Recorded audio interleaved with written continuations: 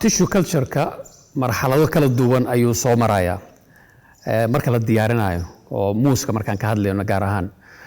marka hore waxa waaye muus oo fiican oo tayo leh ayaa laga soo xushaa beerta marka balooniga markii la soo qaato isla markii biyo fiican ayaa la marinayaa si looga dhaqo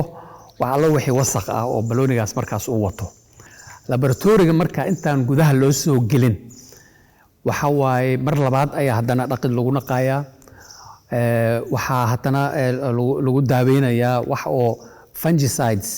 iyo insecticides oo hadhow wix alla wixii ku jiro oo ka dilaayo cudur wixii ku jiro marka daawooyinkaas markii lagu dhaqo ayaa haddana la sii jarjarayaa oo wax alla qolofka oo uu leeyahay iyo waxaas oo dhan laga saaraya marka laabka markii la geliyo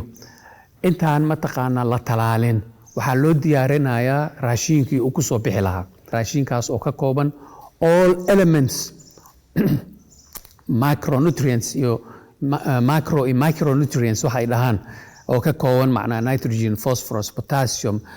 iyo wax alla wixii oo yaryara iyo hormoneskii oo u baahnaa geedka uu ku bixi lahaa ayaa loo diyaarinaya marka meesha ayaa ma taqaanaa marka hore multiplicationka hore oo badinta hore ayaa meesha lagu sameynaya markii lagu sameeyo kadib haddana mar labaad ayaa waxaa lagu wareejinayaa medium kale ama